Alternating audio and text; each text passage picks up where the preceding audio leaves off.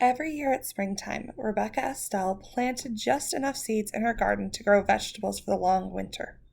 She planted carrots and beans, tomatoes and peas, corns and rutabagas. She grew a little bit of everything except pumpkins. Rebecca Estelle hated pumpkins. When she was a little girl, money had been scarce. For an entire month, all there had been to eat were pumpkins. Baked pumpkins, steamed pumpkins, boiled pumpkins, stewed pumpkins, mashed pumpkins, rotten pumpkins, breakfast pumpkins, lunch pumpkins, dinner pumpkins, enough pumpkins. When things finally improved and there was more money to buy food, Rebecca Estelle decided she would never eat pumpkins again, or even look at one. Not ever. And she didn't until one autumn day, long after Rebecca Estelle's hair had turned snowy white. She was raking the leaves that fell each fall from her black walnut tree, and her cat Esmeralda was scattering them just as quickly. All of a sudden, the pumpkin truck passed by. Oh, she heard it coming, and she knew what it was. It rumbled by at harvest time every year. She turned her back and concentrated on picking up the last fallen leaf. She managed to ignore the truck until... Splat! An enormous pumpkin tumbled off the truck and smashed into slimy orange smithereens all over the edge of her yard. "Come back here and get this pumpkin," she yelled, but the driver sped away. "Well, I won't touch it," Rebecca Estelle insisted, getting her shovel from the barn. "And I won't look at it," she added as she shoveled dirt on top of the pumpkin pieces. "I won't think about that pumpkin ever again," she declared, and she didn't. Until spring, when Rebecca Estelle was admiring the new sprouts in her garden. She noticed Esmeralda playing in some big green leaves growing at the edge of the yard. "How curious," she said, going over to inspect them. "I didn't plant anything here."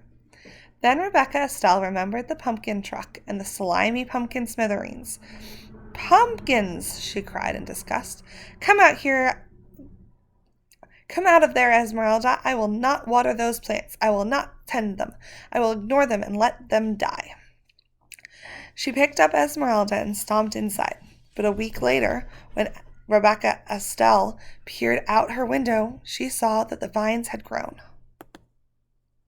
She tramped to the barn, got her gardening tools, and went to work on the pumpkin vines. She cut and dug until not one was left growing. "There, now there will be no pumpkins," she smiled and went back inside. But the next week, when she was weeding the garden, she noticed that the pumpkin vines had grown back. Rebecca Estelle marched inside and snapped the curtains shut. "The only thing to do is ignore them. They won't grow if I don't take care of them," she muttered. So rain or shine, all spring and summer, she never looked out the front window. She used only the back door and never even glanced towards the vines. Neither did Esmeralda. Rebecca Estelle ignored the vines so well that in time she forgot why she wasn't using the front door, until one autumn day when she and Esmeralda went to rake the leaves that fell each fall from the black walnut tree in front of the house. "Pumpkins!" Rebecca Estelle shrieked. Pumpkin vines had twirled under the bushes, over the bird bath, through the porch rails, and onto the rocking chair. The entire yard was a sea of plump, round pumpkins. Rebecca Estelle could no longer ignore them. She plopped down on the pumpkin nearest her, putting her hands over her face. "Whatever will I do, Esmeralda?" she cried. "How will I get rid of these pumpkins?" She thought and she thought. Her mind went back to all the pumpkins she had eaten as a young girl, when pumpkins were the only food her family had. "Well, we can't let them stay here," she told Esmeralda. "Some people might need these pumpkins, and I suppose there are folks crazy enough to like them. We will give them away." She marched off to get her wheelbarrow. Rebecca Estelle struggled to lift the first pumpkin, then the second, and the third. She huffed and she puffed as she wheeled the loaded wheelbarrow into the lane.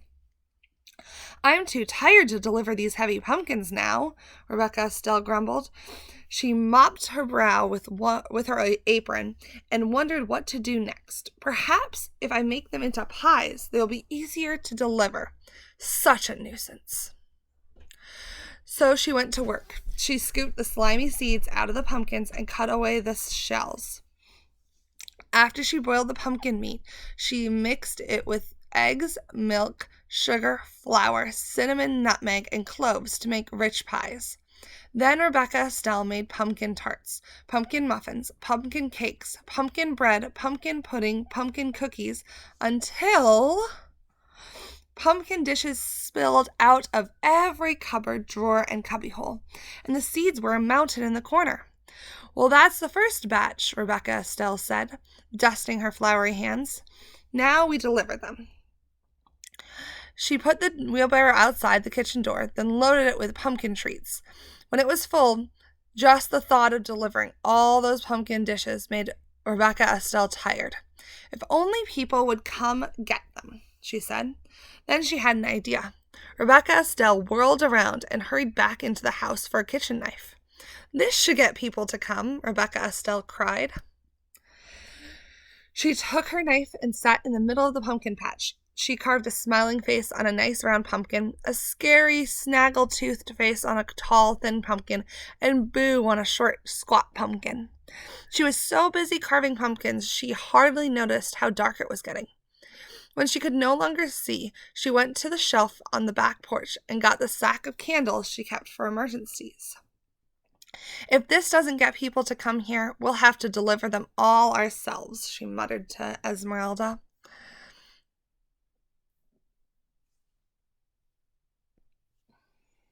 Rebecca Estelle peered into the darkness for a long time. She didn't see anything. Still, she watched until finally she saw a light, faint at first, then brighter, and then more lights bobbing through the night. Here they come, she shouted. Esmeralda, let's heat some apple cider. Young and old, everyone in town came. Rebecca Estelle, we thought you hated pumpkins, they said. We saw your jack-o'-lanterns from the end of the road and came for a closer look.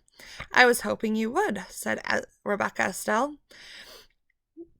Where did you find all these pumpkins? People asked. I came by them quite by accident, Rebecca Estelle said, smiling. Would you like some pumpkin pie? There's plenty. She winked at Esmeralda. Everyone enjoyed the pumpkin pie and cider and had a good time. So did Rebecca Estelle.